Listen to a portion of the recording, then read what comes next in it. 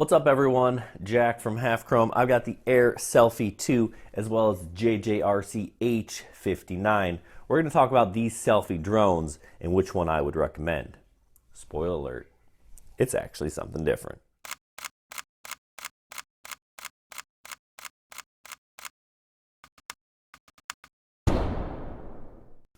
Let's talk about this AirSelfie 2 first. I really like the size of this drone. It is super small. It'll fit right in your pocket.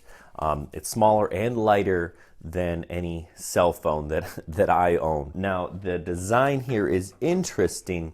These propellers kind of have an odd shape. Now, I think that's to kind of keep them from breaking, which I've crashed a few times. It does a pretty good job of that. Now, in terms of generating thrust, I'm not so sure that in fact is the best design.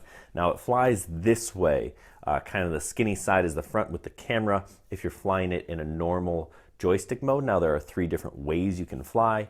You can fly with a single hand where you kind of push the button and it moves.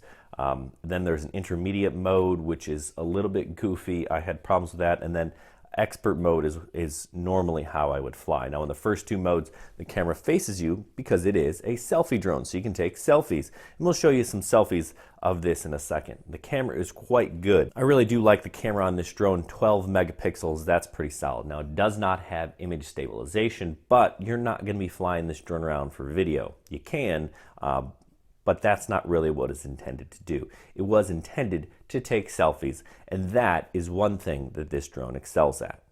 It also comes with this neat holder/charger. It's a power bank. You slide the AirSelfie drone in, and it charges. You can also charge your cell phone from this. If you have an adapter, it's a USB-C, but it is a pretty unique, portable, easy to take this with you on the go. You can throw this in your bag or your purse, and you'll always have your selfie camera or selfie drone with you. Let's talk about what I don't like about this drone, and that's actually flying it as a drone. Like I said, the one thing it does excel at is taking selfies. What it doesn't do so well at is being a drone. Flying it around is a little goofy. I think that's partially because of the long skinny design as well as the small propellers, but the odd shape. It just doesn't fly really well. It's not super stable.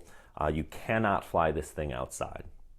Just doesn't do well in any sort of wind. This was made to be an indoor drone to take selfies, and it does a pretty good job of taking selfies.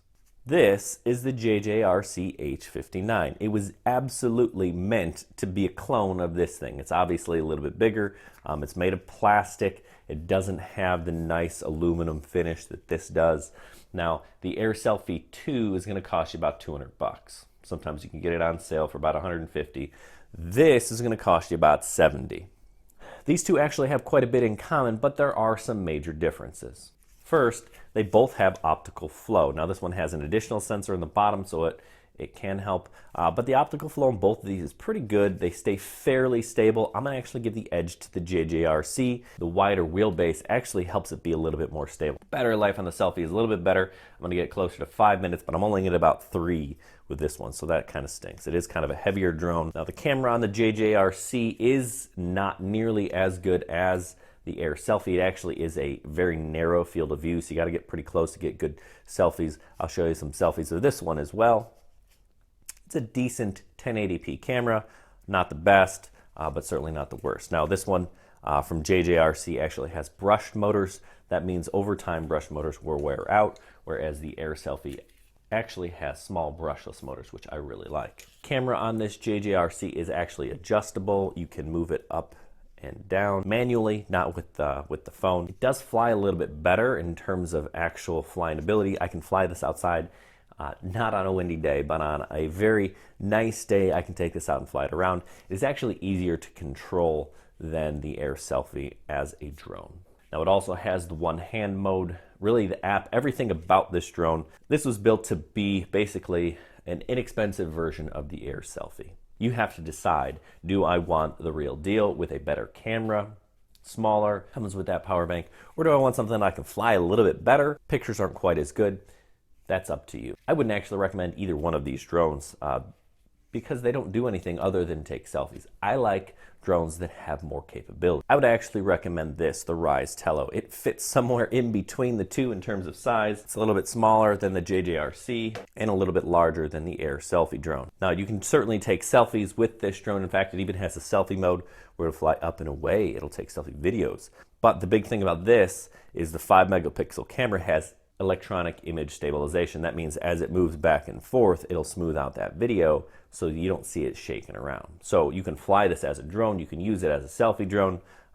It just has a whole lot more applications. It's a better drone, costs you about $79, so just a little bit more expensive than the JJRC H59. If you really need to up your selfie game to the next level, take a look at one of these, or like I said, the Ryze Tello. It's a lot of fun. You can take pictures, throw it on your Snapchat story, your Instagram feed, whatever it is that you do with those selfies.